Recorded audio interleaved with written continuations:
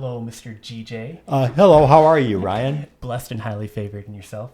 Thank you. I feel privileged for the interview. Thank you. And as this is my sound check question as I'm getting levels, what was your favorite or least favorite or the weirdest television or radio program that you remember when you were growing up? Perhaps finally, perhaps out of perplexity.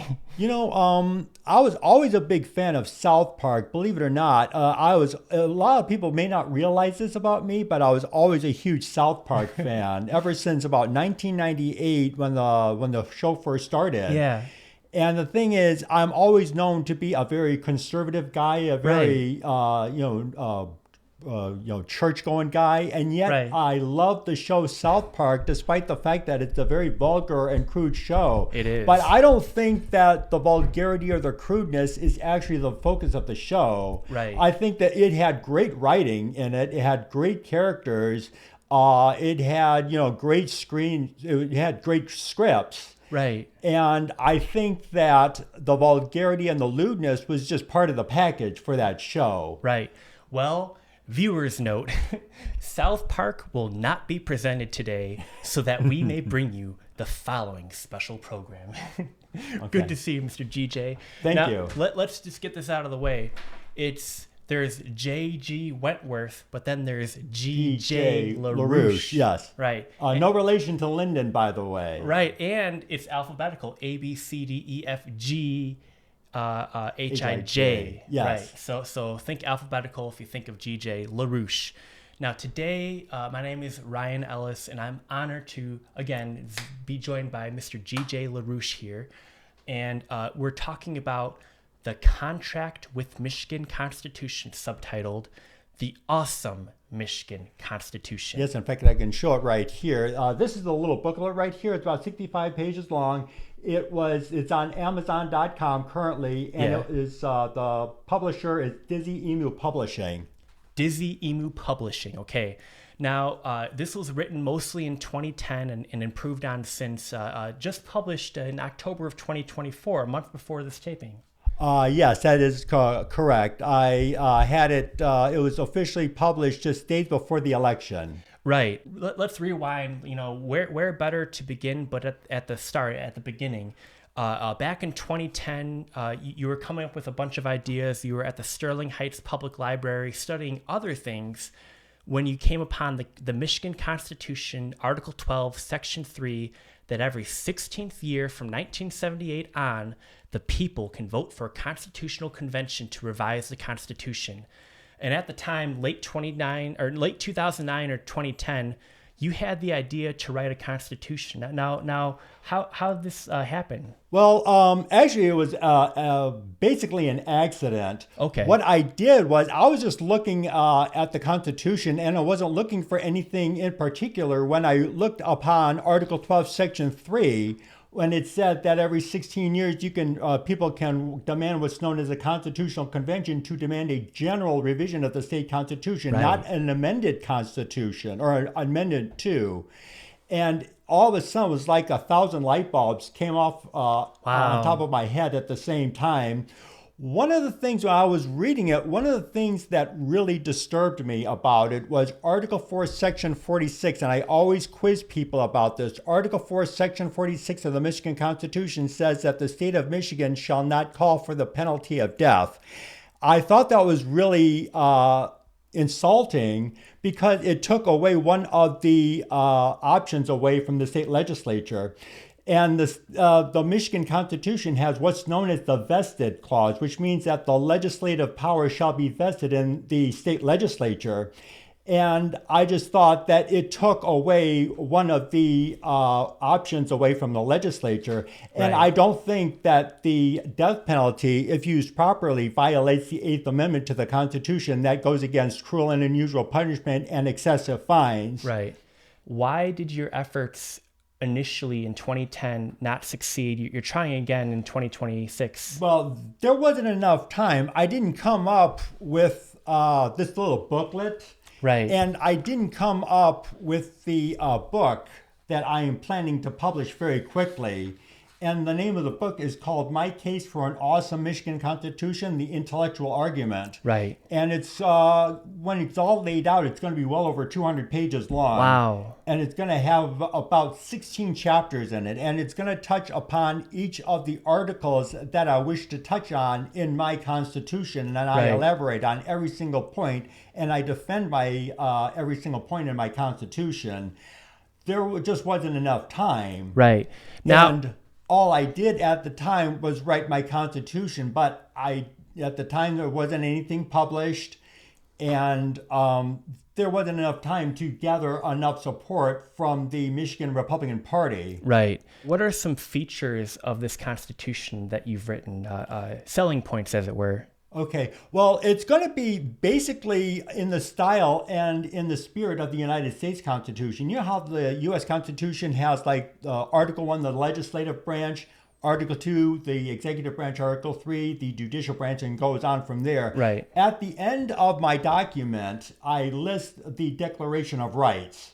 And so the rights come at the end, just like it is at the federal Constitution, whereas I think in the current Constitution, the rights come at the first article, and it goes from there. I think in the current Constitution, the legislative branch is described in Article 4, the executive branch in Article 5, and the judicial branch in Article 6. Right. I think that it would make sense to start at the beginning with the legislative branch. Right.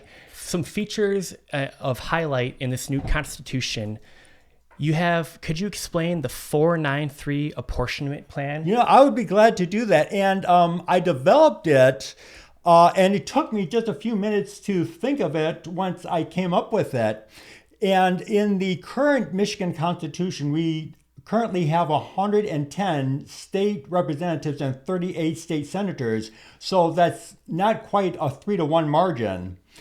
And what I did was I switched the numbers. I now have in my Constitution 108 state representatives and 36 state senators for a 3-to-1 margin. And it's also divisible by 4. And so that's when I came up with the 493 apportionment plan. That's where the name comes in. And the 4 is already established in the state constitution. That is the 4 appellate court districts that the state has. Now, for the 4 appellate courts, they each have to have 25% of the state's population, and they have to be drawn along county lines only. So only whole counties can be drawn up with the appellate courts, and that gave me an idea. So first I start out with the 4 appellate courts, and then for the 9, I have 9 state senate districts drawn along each of the appellate court districts.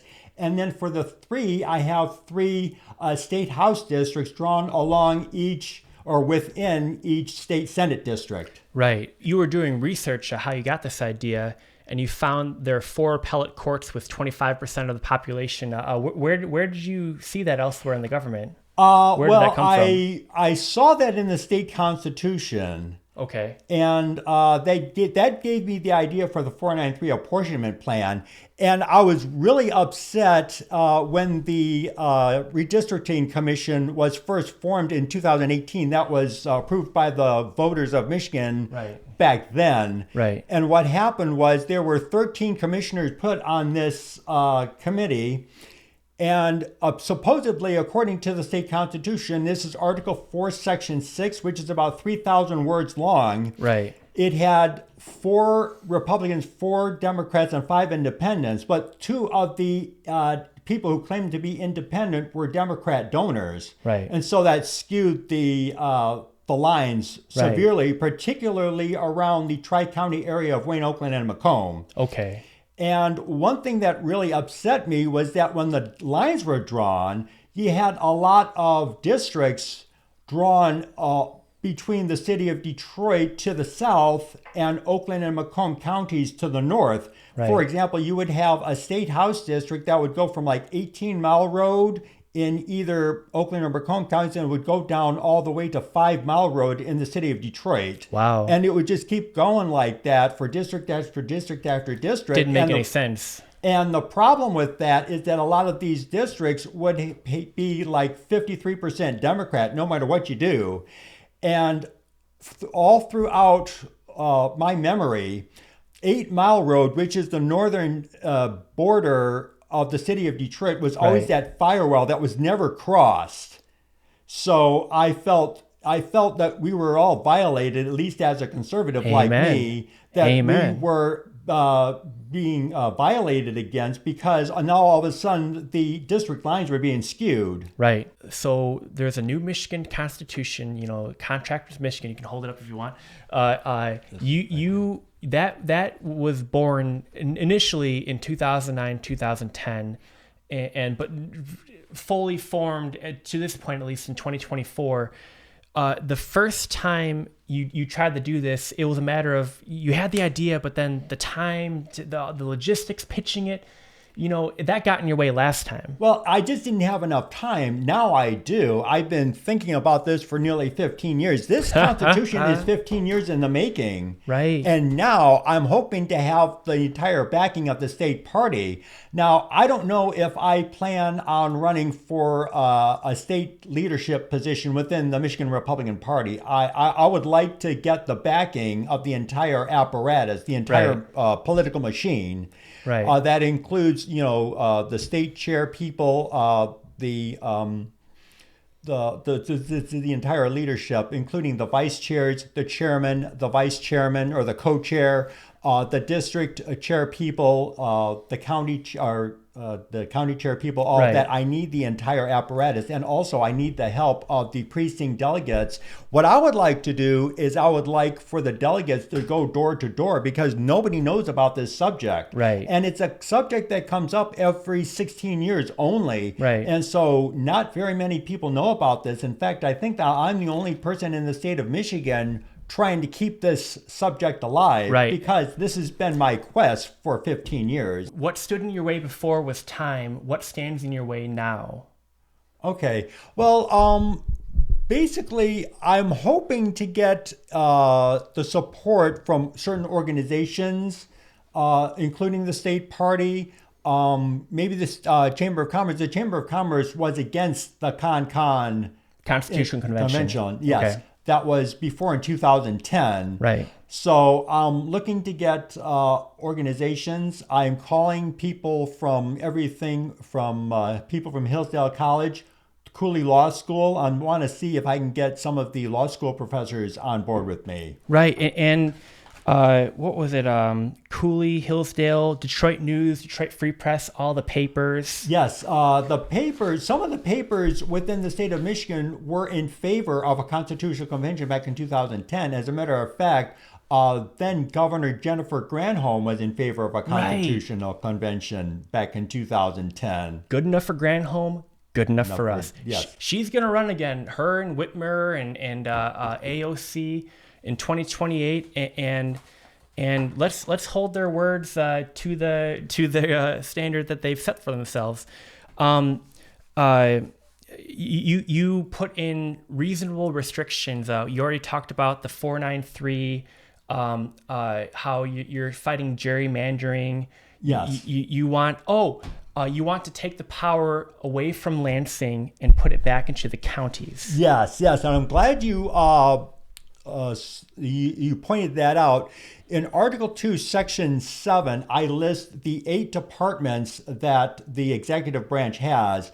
I don't list anything. I take away, for example, the Department of Education. Love it. I also take away things like the welfare bureaucracies. Amen. Things like that. And what I say is that anything left over, like for education, healthcare, welfare, those are left to the counties. Right. And also for the counties actually ratify amendments to the Constitution, because what I do, though, there's only one method for amending the Constitution. That is have a 2/3 vote of both chambers of the legislature followed by 3/4 of the counties, just like there is in the federal Constitution. Right. Cutting the departments in the executive branch from 17 to 8, you mentioned, right? Yes.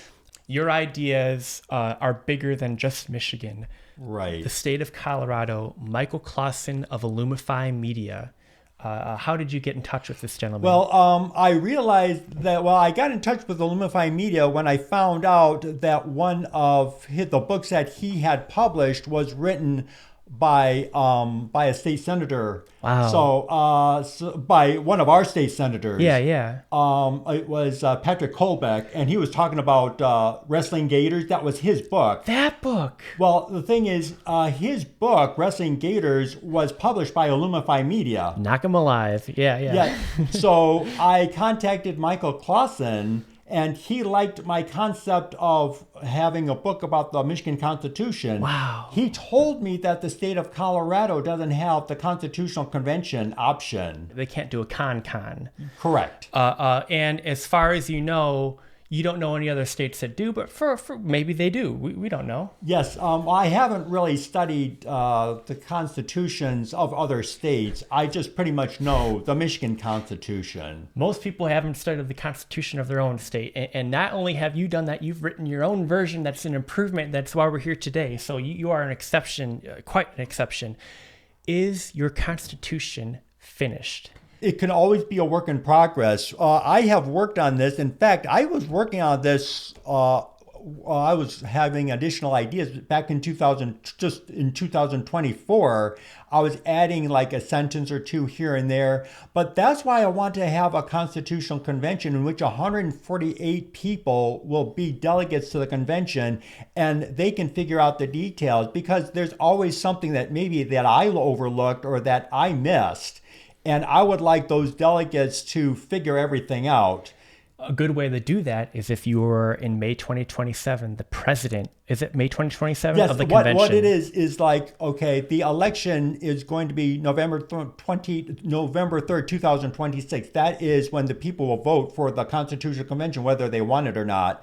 And then in February and May of 2027, the people will get to vote for whoever they want for the delegates for the convention. And then in October of 2027, the delegation will converge at the Lansing Center in Lansing. So that's when the Constitutional Convention will start. Right. And I would like for the people to be well versed in my book and my Constitution, so that they will know where I'm coming from. This is step one of that process, hopefully, and may we do some more of this. Yes.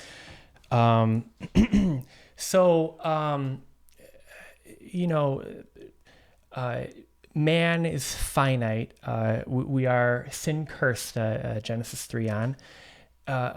We all have our weaknesses, and the phrase Goliath goes down by his own weight, or went down by his own weight. Well, one of the very best strengths of this Constitution is also its greatest weakness, namely, and you've been told this, advised this by several people, Democrats taking the reins over the con and turning it to their version of a Constitution. You know, I have thought about that. Yes, and sir. As a matter of fact, people have warned me about that. However, I think that the tide has turned in the United States. Great. And Donald Trump not only won the state of Michigan, he won 31 states. He won 312 electors. He won the popular vote by 2.5 million votes. Right. So the conservative movement has a real mandate. Right. And I think that things will really change in 2026 in the state of Michigan, in addition to us winning all of the statewide seats. That includes governor, lieutenant governor, all the way to the U.S. Senate. Gary Peters is up for re-election in 2026, and I'm hoping that we can defeat him somehow. We can have a good candidate going up against him, because the last time a Republican won a Senate seat, this is in Michigan, was 1994. That was Spencer Abraham. That was 30 years ago. Wow. So it's been a while. Yeah. And I think the time before that was like 1972. So it's not very often that the Republicans are elected to a U.S. Senate seat. Right. I'm hoping to change that. I'm hoping that the tide will change in 2026. And I'm hoping that Proposal 1 will go along for that ride. If not, then what?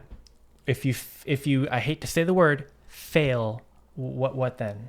You know what? If it does fail, it will be the fault of the people who refuse to follow me. And I'm giving them all the ammunition and all the incentive for people to go on this quest. You know, I'm hoping that the Michigan Republican Party will see the potential in this. and to go and support this 100%. Right. That's what I'm hoping for. Right now, is it a good time to activate delegates and just volunteers at large to go talk about this new constitution? Well, what advice would you give to people? The way that the delegates will be selected, there will be one for each state Senate seat and one for each state House seat.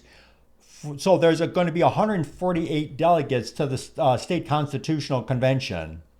So I'm hoping that early on, like in the spring or summer of 2025, we can start recruiting candidates for those positions, for the delegates. Okay. And I would like to run for possibly the 10th district in the Senate, for the Senate seat. Other features of your Constitution, you get rid of recalls and initiatives and referendums because elected officials are elected to do the work. Yes. I do put term limits for everybody. I have 8 years for state house, 8 years for the state senate, 8 years for all the statewide people like governor and lieutenant governor, all that.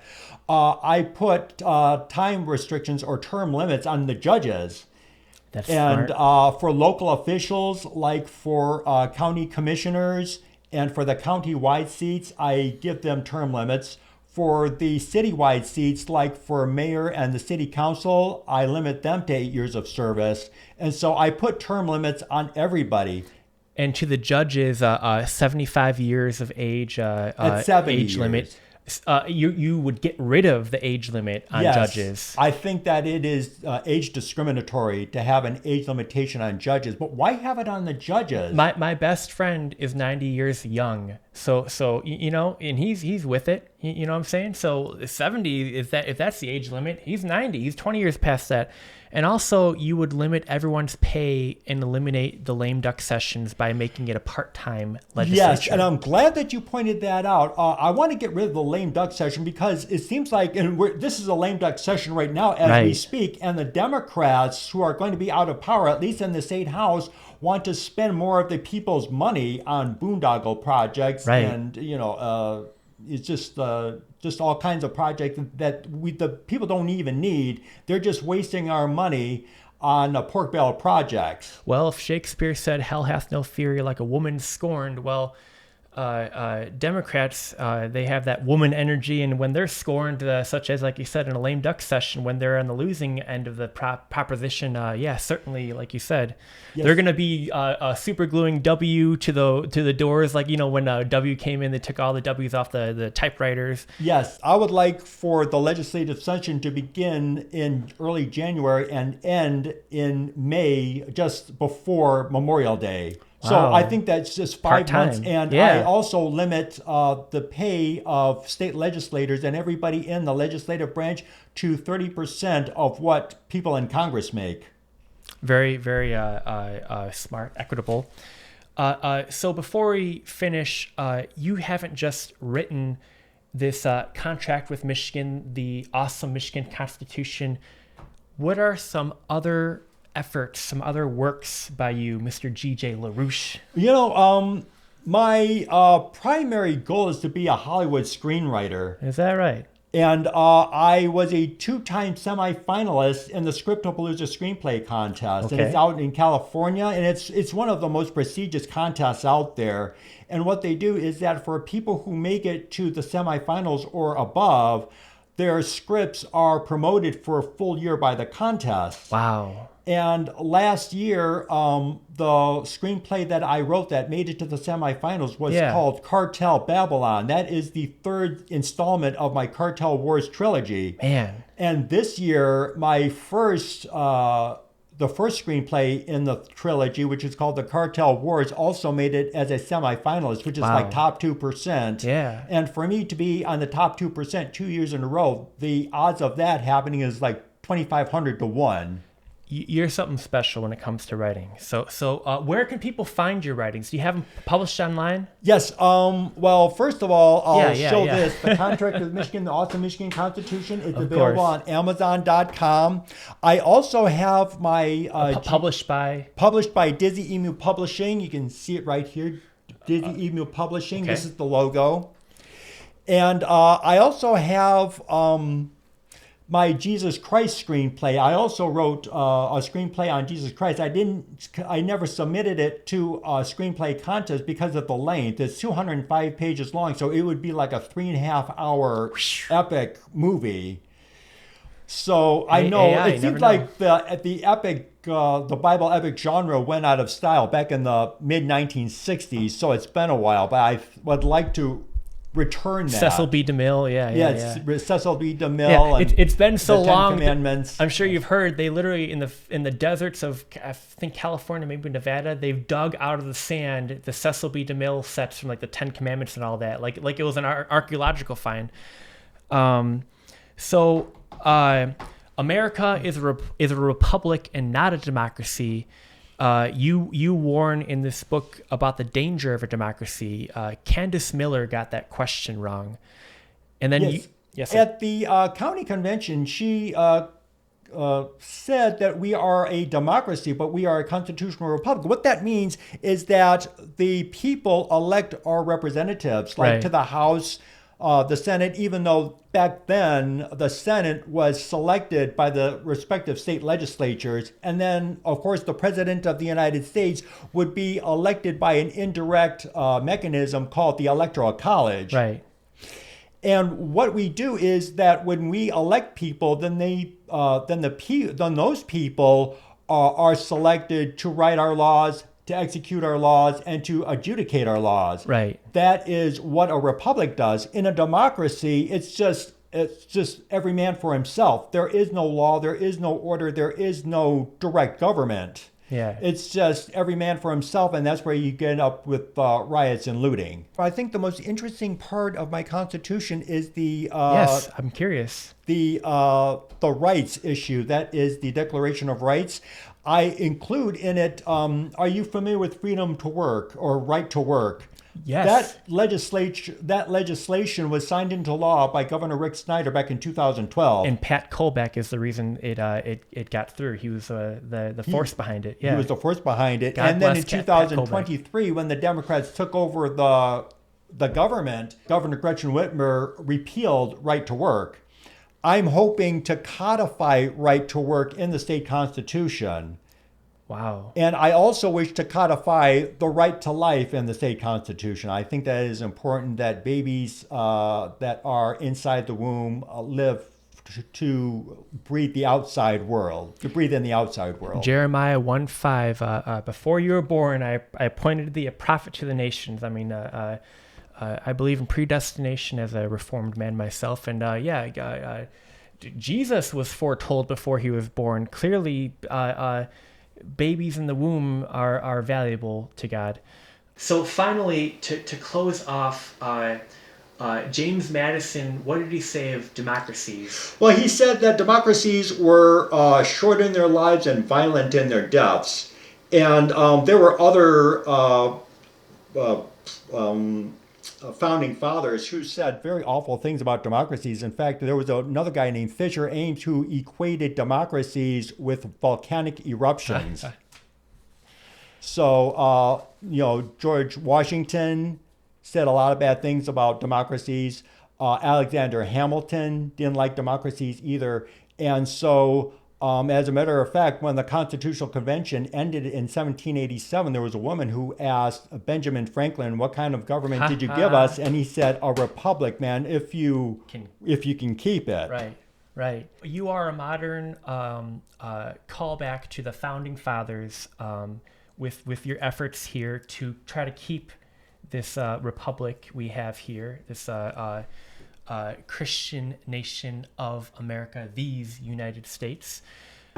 So to close off, wisdom, plugs, and prayer. First off, a piece of wisdom for the folks at home. Wisdom for the folks at home. Any wisdom you can pass on to people?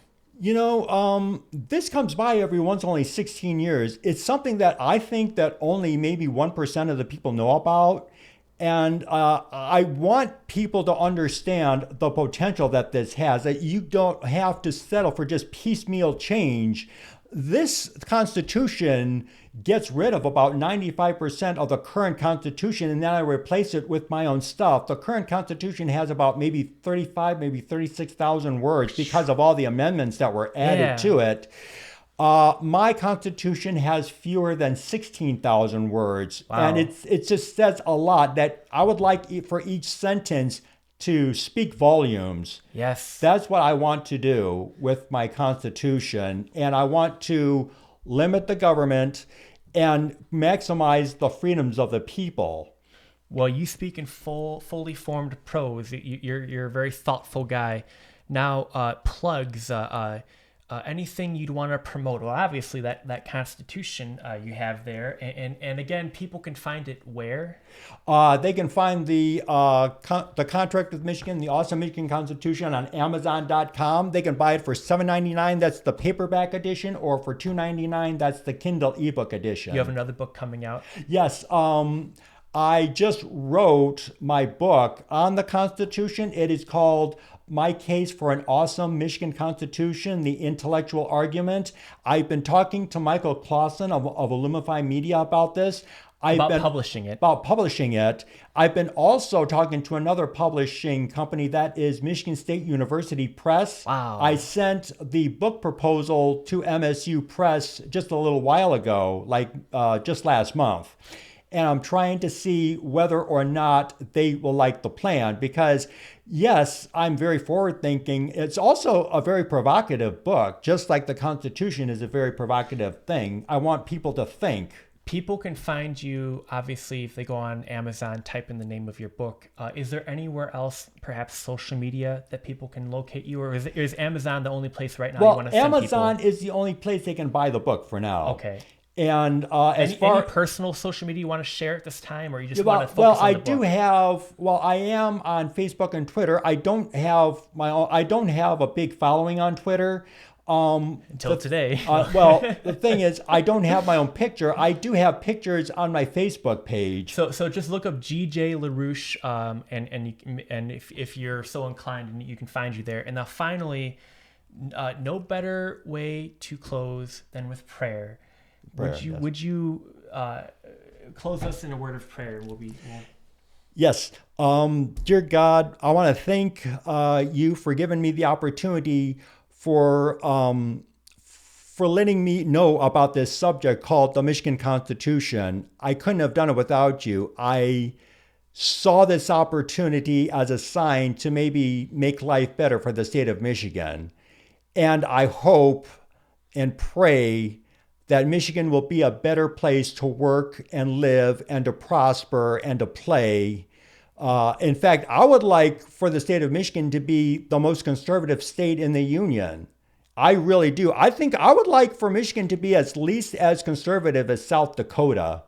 That is how conservative I would like my Constitution to be. And if Michigan can be as conservative as South Dakota, I think we will have gone places.